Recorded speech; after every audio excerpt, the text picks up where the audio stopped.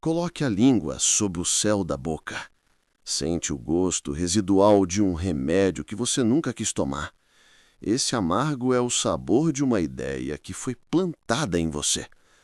A autópsia do mito nos levou a uma sala de operações que, na verdade, é um balcão de comércio. A indústria não descobriu uma cura. Descobriu um truque de alquimia financeira mais lucrativo que o ouro.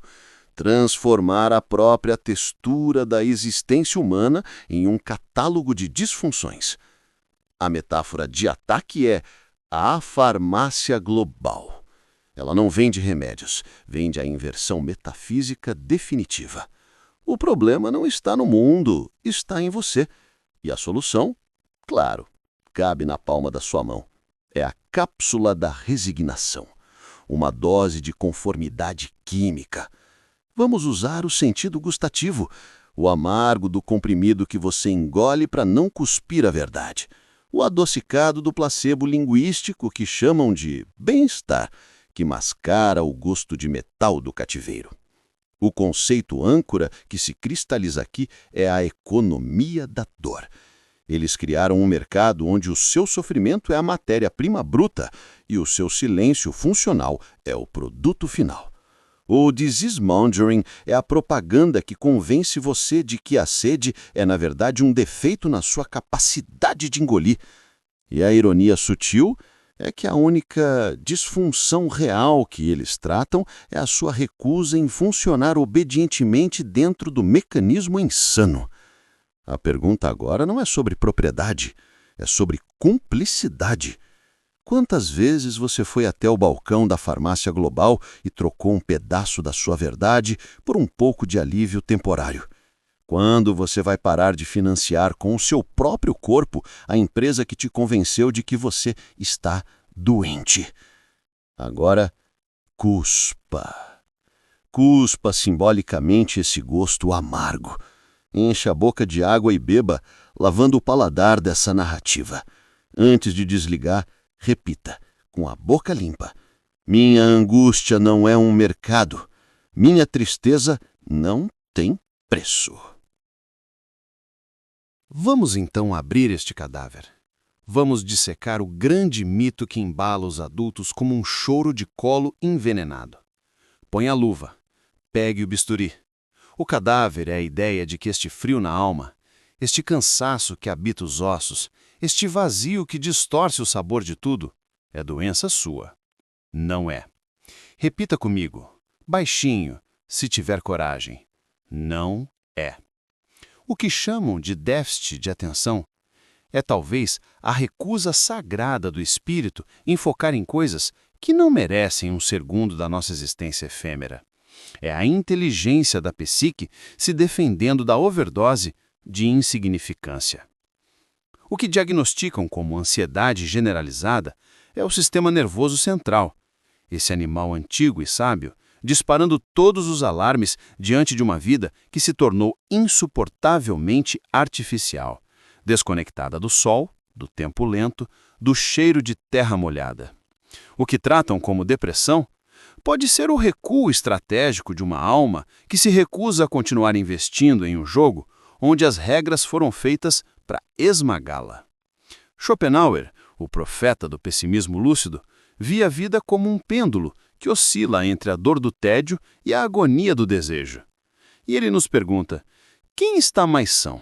Aquele que sente o peso absurdo da existência ou aquele que dança cegamente no abismo? Esta não é uma defesa do sofrimento imobilizante, é um ataque à interpretação que nos vendem. Foucault sabia. Ele dissecou a história da loucura e mostrou como a sociedade define, em cada época, o que é razão e o que é desrazão, o que é saúde e o que é doença. E hoje, a linha que separa o são do insano foi traçada por uma mão interessada em produtividade. A pergunta não é: o que há de errado com você? A pergunta é: que mundo é este que nos adoece, para depois nos vender a cura? É um golpe de mestre. Primeiro, criam as condições para o mal-estar. Uma vida de correria, de solidão hiperconectada, de busca por métricas vazias. Depois, medicalizam a reação natural a essa insanidade. Chamam de desequilíbrio químico. Colocam o problema dentro de você. É um erro de fábrica, uma falha na sua máquina. E assim, a solução também pode ser engolida. É limpa, é rápida, é privada. Não suja as mãos de questionamento político, não ameaça as estruturas. Não é você quem está doente. É a normalidade que é doentia. É doentio aceitar que rios sejam envenenados e florestas reduzidas a cinzas. É doentio ver seres humanos como números em planilhas de desempenho.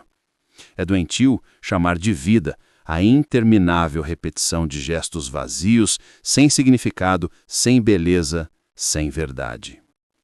O seu cérebro não está com defeito. Ele está respondendo com precisão cirúrgica a um ambiente que é, em si mesmo, uma patologia. A pílula que te oferecem não é para consertar o seu defeito. É para anestesiar o profeta que há em você, aquele que sente a catástrofe e grita através do corpo. Quando você para de ouvir esse grito, você se cura.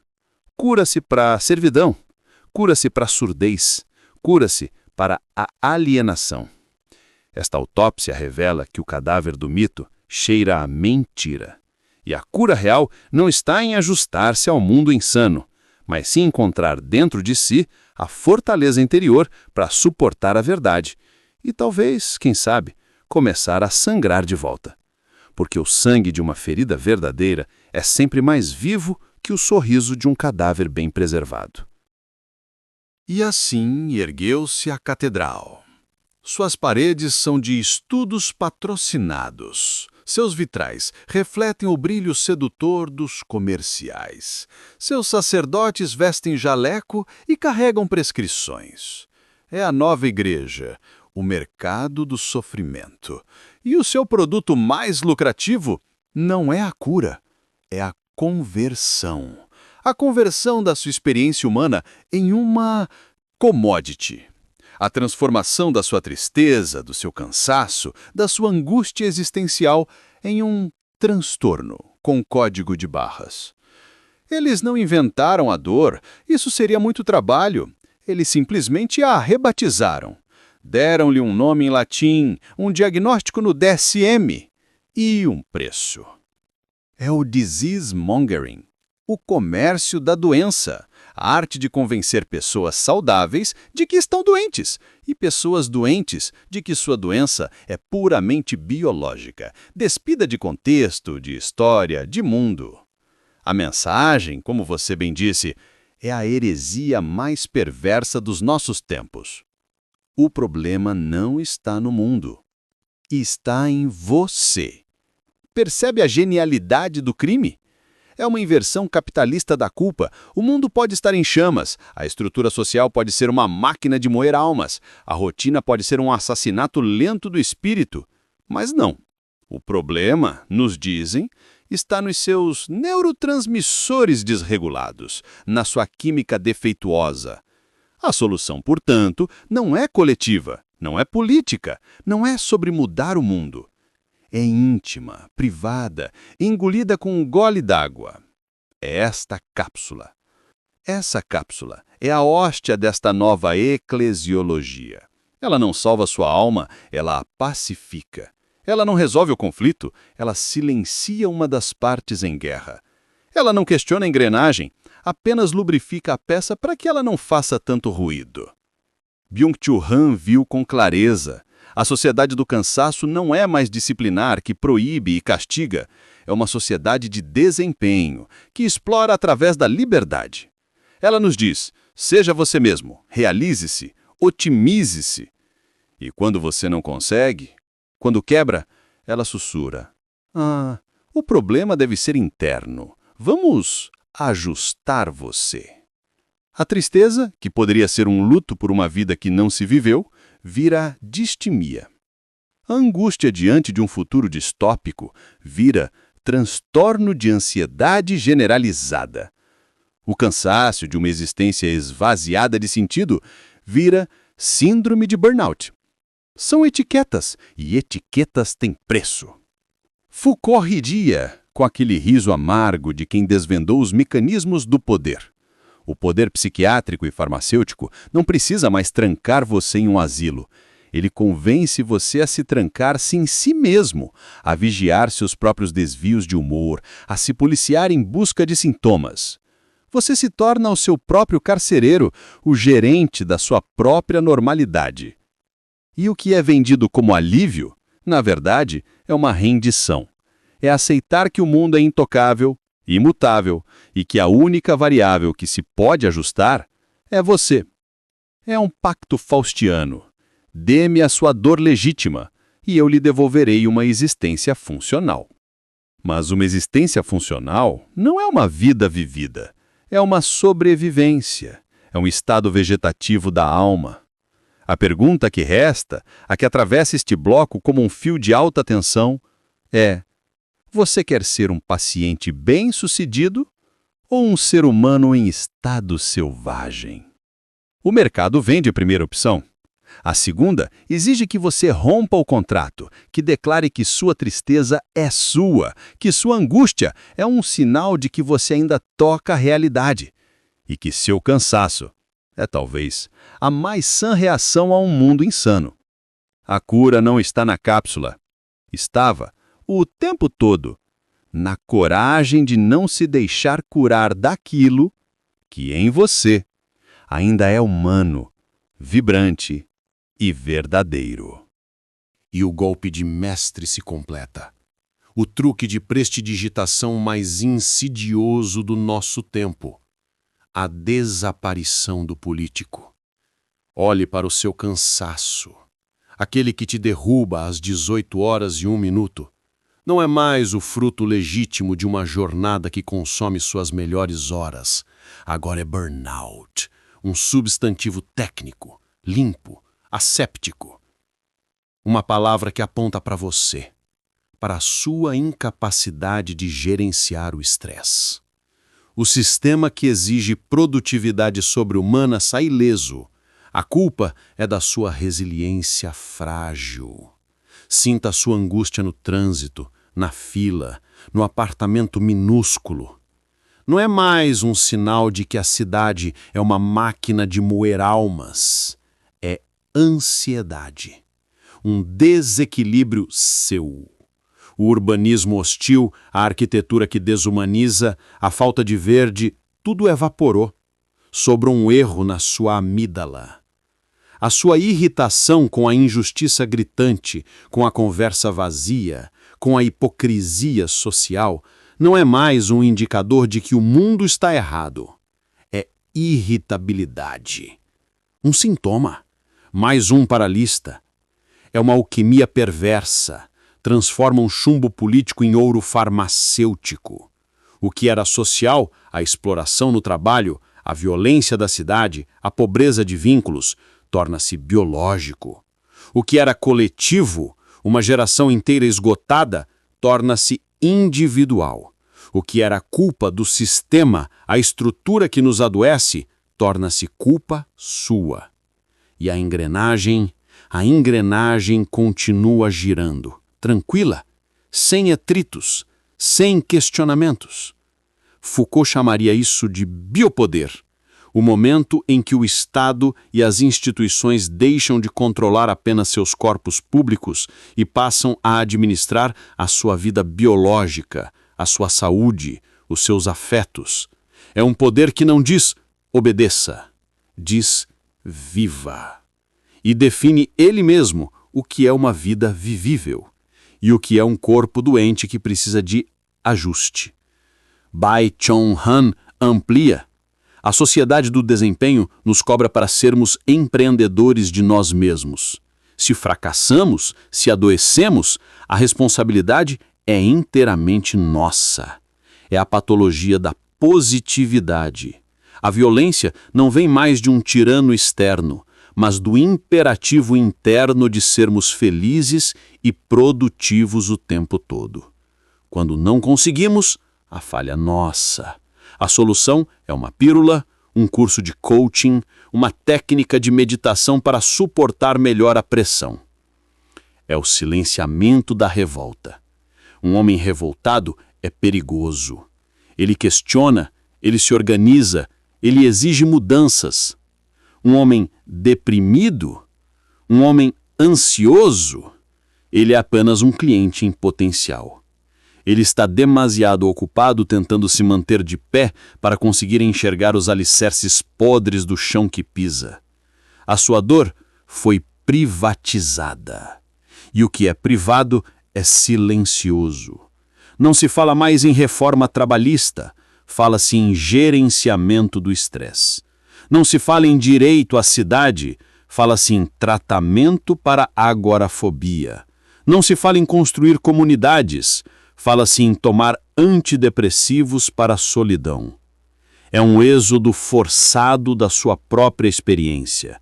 Você é retirado à força do mundo concreto, dos conflitos reais e trancado dentro da jaula do seu próprio cérebro defeituoso. A pergunta que fica é, como uma faca cravada na mesa você vai continuar aceitando a versão oficial do seu sofrimento? Vai continuar acreditando que o problema é o seu software, quando todo o hardware social está contaminado? Desprogramar-se é reconhecer o fio político que te puxa, é devolver a culpa ao mundo, é coletivizar a sua dor e descobrir que ela não é sua, é de todos nós. É entender que o remédio mais radical não está na farmácia. Estava, o tempo todo, na coragem de olhar para o lado e ver que todos estamos perdidos juntos e que talvez a única cura real comece quando paramos de tratar uns aos outros como pacientes e começamos a nos reconhecer como companheiros de cela tentando escapar. Eis o ponto de virada. O momento em que a faca se volta não contra você, mas a seu favor. A psicanálise chega e, com a delicadeza de um terremoto, declara: pare de guerrear contra si mesmo. O sintoma que você odeia, que tenta erradicar, calar, anestesiar, não é o inimigo. É o mensageiro. E matar o mensageiro é a garantia de nunca entender o recado. Sua depressão não é um vazio, é um luto. Um luto por uma vida que não está sendo vivida. É o seu self mais profundo se recusando a participar de uma farsa. Ele se deita, ele entra em greve. É uma forma radical de dizer: por esta via, não. Sua ansiedade não é apenas um mau funcionamento. É um alarme. Um alarme que dispara porque você está traindo a si mesmo todos os dias. Porque você está se moldando a expectativas alheias, calando seus desejos, se encolhendo para caber em espaços minúsculos. O corpo não aguenta mentira e entra em pânico. É uma crise de verdade orgânica. Sua compulsão, seja por trabalho, por comida, por scroll infinito, não é falha de caráter. É uma tentativa desesperada de preencher um vazio que não é físico. É o sujeito procurando no lugar errado um pedaço de si que foi perdido, roubado ou abandonado. Freud, com sua genialidade obscura, nos mostrou que o inconsciente não é um porão de lixo. É uma sala de guerra e de tesouros. E o sintoma é a forma como essa guerra ou esse tesouro soterrado encontra uma brecha para se expressar na superfície. É o retorno do recalcado. Aquilo que você não quis olhar, não pôde processar, retorna. Retorna como pesadelo, retorna como um tique, retorna como um pânico que paralisa no meio do shopping. Lacan, o herdeiro obscuro de Freud, diria que o sintoma é o que há de mais real num sujeito. É o seu núcleo irredutível de verdade, aquele que não se dobra ao mundo, que não se deixa simbolizar completamente. É a sua assinatura de dor. Quando você silencia esse mensageiro com um químico, você está fazendo mais do que calar um grito. Está trancando a porta da sua própria sala dos segredos. Está apagando o mapa que leva ao seu próprio centro ferido e, portanto, ao seu próprio centro de poder. O remédio pode sim amortecer o ruído, pode dar a você um intervalo de paz. Mas a psicanálise pergunta: paz para quê? Paz para continuar na mesma vida que estava te envenenando? Paz para ser um cadáver bem comportado? A verdadeira cura não é o silêncio, é a decifração. É sentar com o seu monstro e perguntar: o que você veio me trazer? Que verdade minha você está carregando? É entender que a vida que não dá mais não é necessariamente a vida que você acha que deve viver, em oposição à vida que o seu desejo mais autêntico clama para viver. É um trabalho de arqueologia da alma. Escavar, encontrar os cacos e, peça por peça, reconstruir o vaso quebrado, não como era antes, mas com as cicatrizes de ouro que contam a história da quebra. Desprogramar-se aqui é trocar a guerra pela escuta. É trocar o silêncio químico pelo ruído sagrado do seu próprio inconsciente. É ter a coragem de ouvir o que a sua dor está tentando, há tanto tempo, cantar. Porque, no fim, o que chamamos de doença pode ser o único vestígio de saúde que nos restou, a última fortaleza do que é humano gritando para não ser assimilado pela máquina. Recalque químico. Esta é a metáfora central do nosso tempo, a engrenagem final da máquina de dessubjetivação. Freud nos ensinou o recalque psíquico, a mente, para se proteger de um conteúdo insuportável, um desejo, uma memória, uma verdade, o empurra para o porão do inconsciente. Lá, ele não desaparece, ele fermenta, ele ganha força e retorna disfarçado como sintoma, como ato falho, como angústia. Agora, observe o nosso tempo. Já não temos paciência para o sintoma. Não temos interesse em decifrá-lo. A solução? O recalque químico. É a versão industrial, farmacologizada do mesmo mecanismo, só que mais eficiente e muito mais lucrativa. A dor de dente da sua alma, a insatisfação, o desespero, a raiva, é um sinal de que há uma cárie existencial te corroendo por dentro. Uma cárie de mentiras que você foi obrigado a engolir, de desejos que você traiu, de uma vida que não é sua. O que a lógica dominante oferece? Um analgésico. A pílula não trata a cárie. Ela simplesmente interrompe o sinal de dor que ia do dente cariado para o seu cérebro. Você fica tranquilo, funcional, capaz de mastigar os mesmos pedaços de comida insossa da existência que te adoeceu. Mas a infecção continua lá. No silêncio químico, ela prospera, ela avança, come o osso, invade a corrente sanguínea, contamina tudo. E você, anestesiado, não sente nada. Até o dia em que o rosto incha, a febre vem e o corpo inteiro entra em colapso. A indústria ama isso. Ela não quer pacientes curados, quer consumidores fiéis. E o consumidor mais fiel é aquele que precisa do produto para manter a infecção sob controle sem nunca erradicá-la. Byung-Chul Han falaria de uma sociedade do cansaço, onde a violência não é mais repressiva, mas sedutora. Ela nos explora através do "yes, we can". E quando dizemos "I can't", ela nos vende um recurso para dizer "yes, I can" novamente, sem mudar nada nas condições que nos esgotaram. O recalque químico é o braço farmacológico desse imperativo de desempenho. Foucault identificaria aqui a forma mais avançada de biopoder.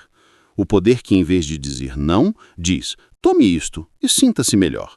É um poder que se exerce através do aparente cuidado, mascarando o controle sob o véu do bem-estar. Você é convidado a ser o agente do próprio recalque, a policiar o seu próprio desvio de humor. O recalque químico é a paz dos cemitérios, é a funcionalidade do zumbi, é a vitória final da engrenagem. Você não apenas para de incomodar, como ainda paga pelo privilégio de ser silenciado.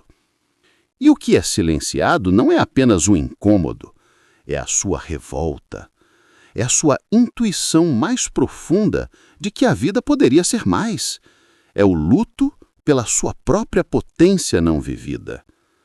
Desprogramar-se, então, é se recusar a ser o cúmplice do próprio apagamento. É preferir a dor aguda da verdade ao alívio maquiado da mentira química. É entender que o analgésico tem o seu lugar, mas que usá-lo como filosofia de vida é uma sentença de morte espiritual. A pergunta que fica, ecoando na quietude artificial que a pílula proporciona, é: você tem coragem de cuspir o analgésico e encarar, finalmente, a cárie? Tem coragem de escavar a dor para encontrar no centro da infecção a pérola brutal da verdade que você sempre soube, mas sempre medicou?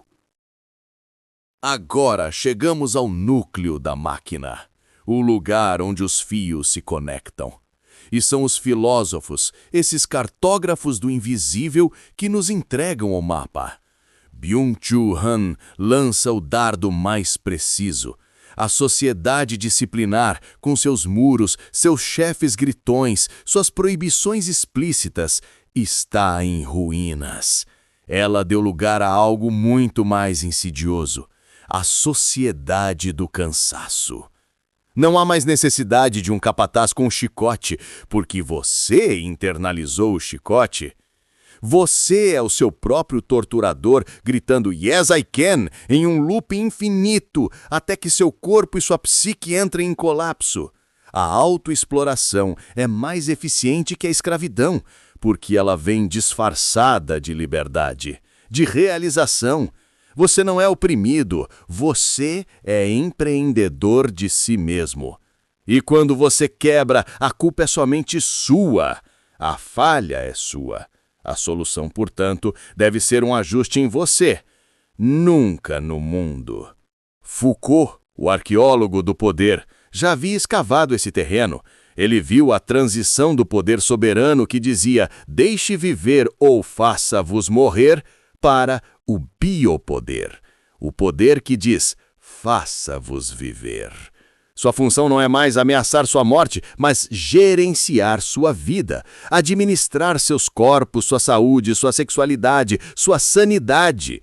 É um poder que se infiltra na sua biologia, na sua cama, na sua cabeça. A medicalização do mal-estar é o biopoder em sua forma mais pura e cristalina. O gerenciamento farmacológico da sua capacidade de funcionar. E Deleuze, o visionário, dá o golpe final. Em sua Postscriptum sobre as sociedades de controle, ele declara: acabaram-se os tempos dos espaços de confinamento, a prisão, a fábrica, a escola como modelos fechados. Agora vivemos em uma sociedade de modulação infinita, uma lógica de controle fluida que nos acompanha do berço ao túmulo, como uma assinatura digital, um cartão de crédito, um algoritmo. Não somos mais trancados, somos modulados, ajustados, sintonizados. E os antidepressivos, os ansiolíticos, as pílulas da atenção?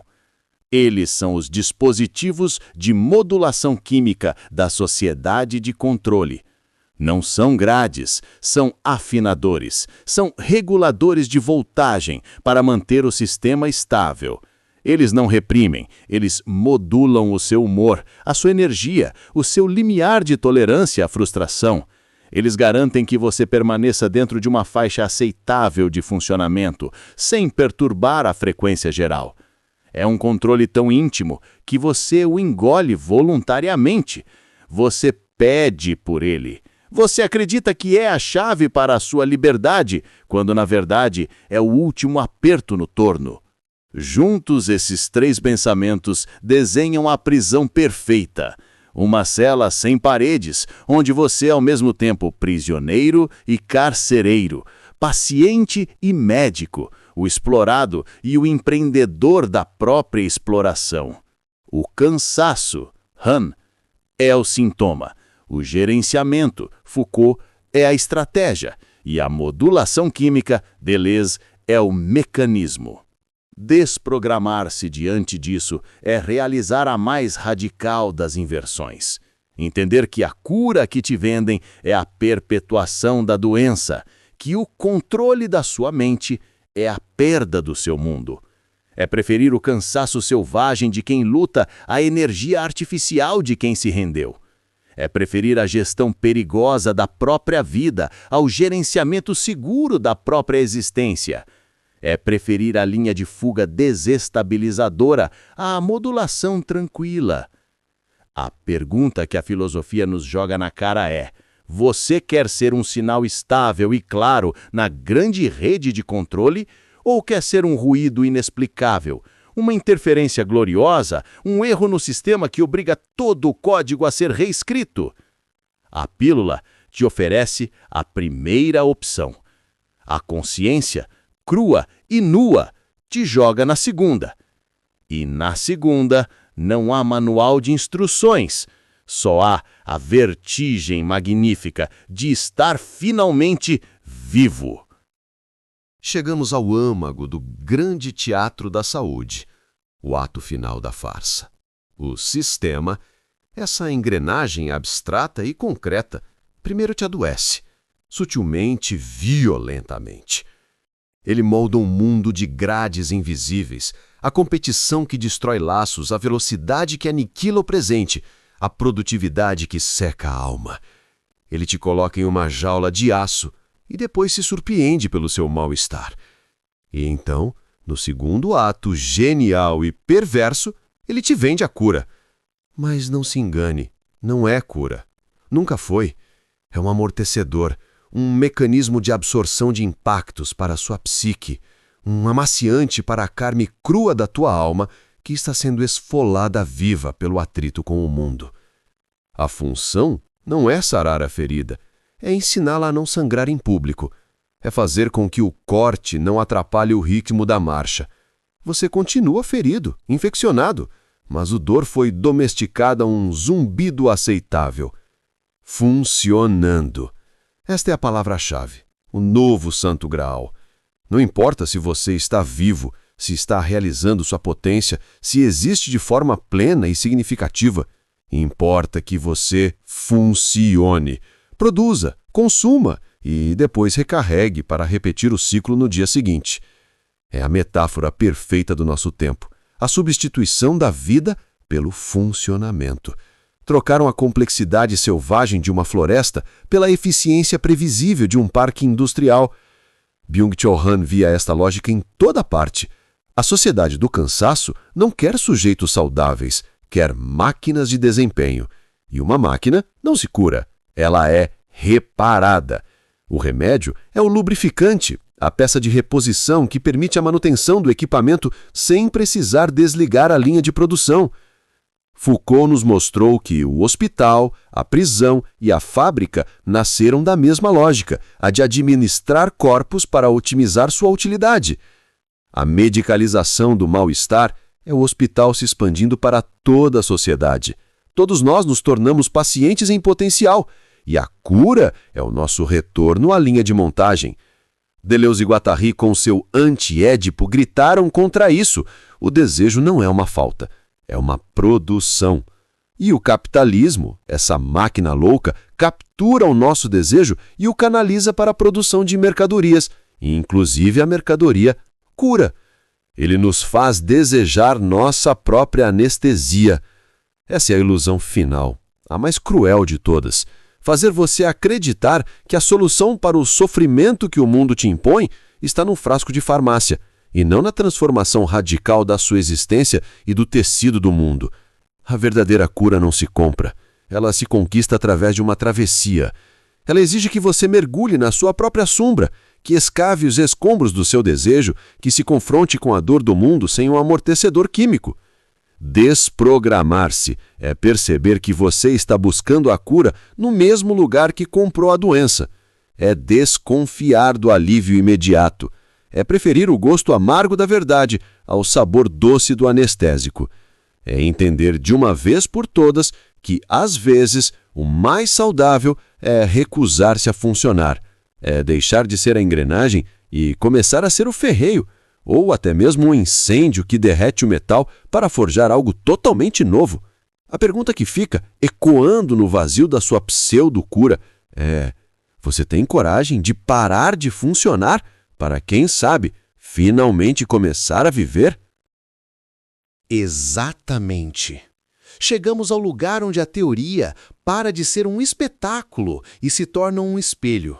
onde você para de olhar para fora e vira o olhar para o próprio umbigo, não num gesto de narcisismo, mas de autópsia vital.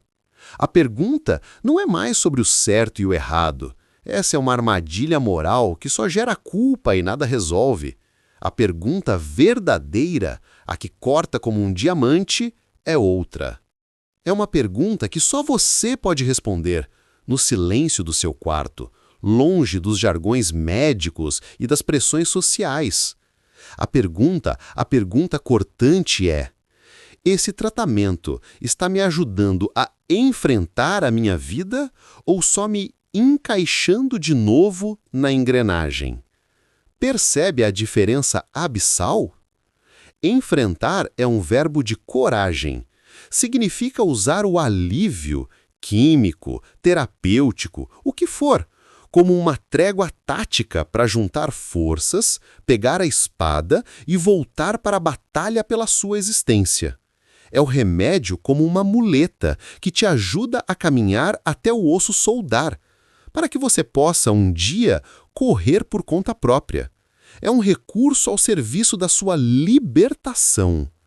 Encaixar é um verbo de resignação. Significa usar o mesmo alívio para ser mais uma peça lisa, silenciosa e eficiente na máquina. É a muleta que se torna uma parte permanente do seu corpo, para que você nunca mais questione a estrada cheia de armadilhas que te feriu. É um recurso ao serviço da sua adaptação à prisão.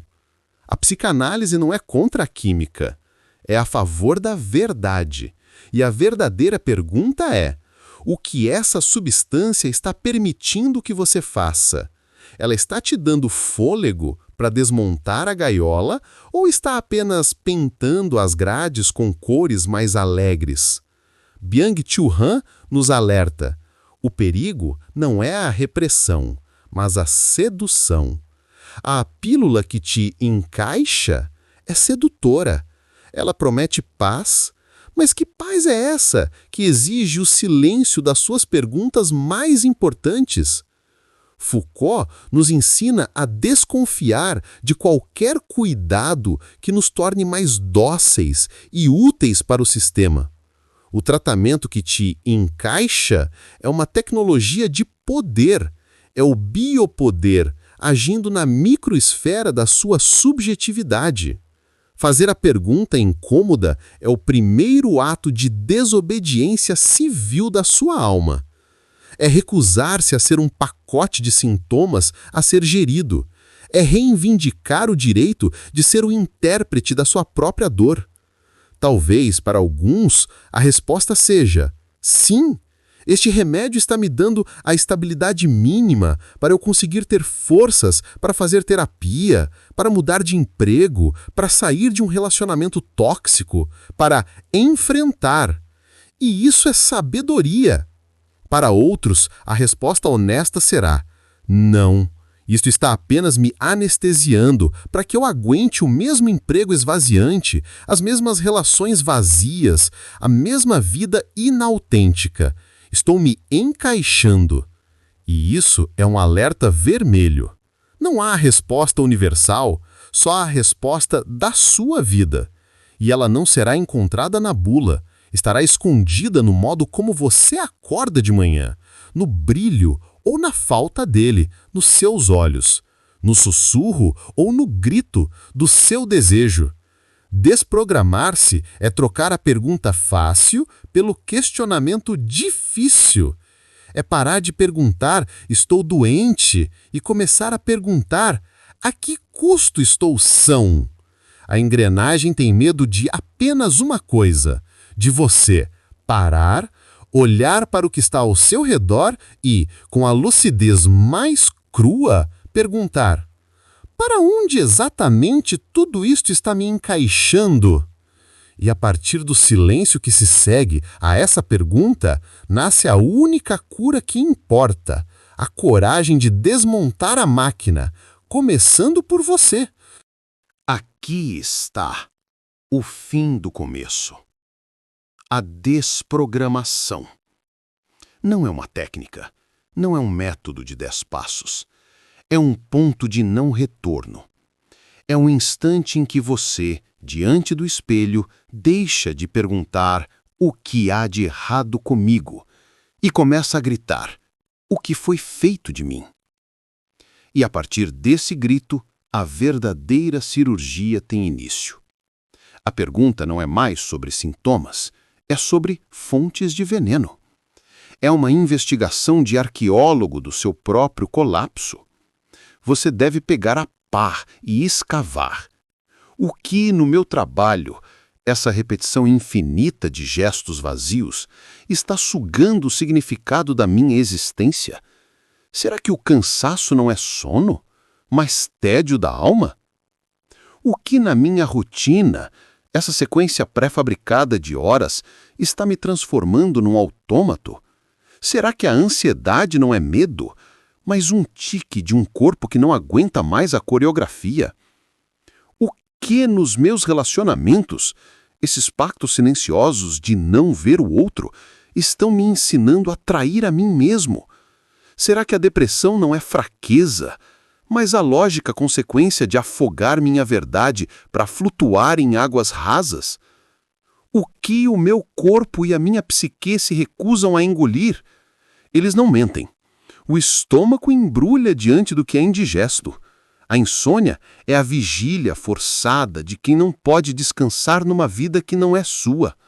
A dor nas costas é o peso das cargas invisíveis que você carrega. Ouvir esses sinais não é romantizar o sofrimento, é levar a sério a sabedoria orgânica do seu ser. É tratar sua dor não como um inimigo a ser abatido, mas como um informante precioso. Schopenhauer, aquele que entendeu o mundo como vontade cega, diria que o sofrimento é o grande mestre. Negá-lo é negar a si mesmo. Sim, a depressão pode ser a única resposta lógica diante de um mundo profundamente ilógico. A ansiedade, a única reação sensata a uma existência insensata. A única saída real, portanto, não vem da farmácia. Vem de 3 atos de coragem radical. A escuta. A escuta profunda, impiedosa e generosa de si. A escuta que a psicanálise oferece, não para dar respostas, mas para sustentar as perguntas. É o espaço onde o sintoma finalmente pode falar sua verdade. A coragem. A coragem de desobedecer, de dizer não ao que te adoece, mesmo que se não soe como heresia. A coragem de desmontar a própria vida, peça por peça, para examiná-la sob a luz crua. E o redesenho, o ato de arte final. Pegar os cacos da desmontagem e reassemblá-los não conforme o manual original, mas de acordo com a arquitetura do seu desejo mais autêntico. Criar uma vida que vale a pena ser vivida, não uma que simplesmente funcione. A desprogramação é, portanto, um ato político. É a recusa de ser o combustível de uma máquina que te tritura. É o gesto de retirar seu consentimento. Toda vez que você escolhe escutar sua dor, em vez de silenciá-la, você desarma um pouco a engrenagem. E a psicanálise não é uma terapia de ajuste. Ela é uma das armas mais radicais que você pode ter. Ela não quer te adaptar, quer te libertar. Ela te entrega as chaves da sua própria cela. Ela é a prática da desprogramação em sua forma mais pura. Um convite à insurreição íntima. O caminho não é para os fracos, é para os que preferem a tempestade desconfortável da verdade ao clima controlado da mentira. É para você. A engrenagem conta com o seu sono. A psicanálise aposta no seu despertar. Agora, a escolha é sua. Continuar funcionando ou finalmente começar a viver.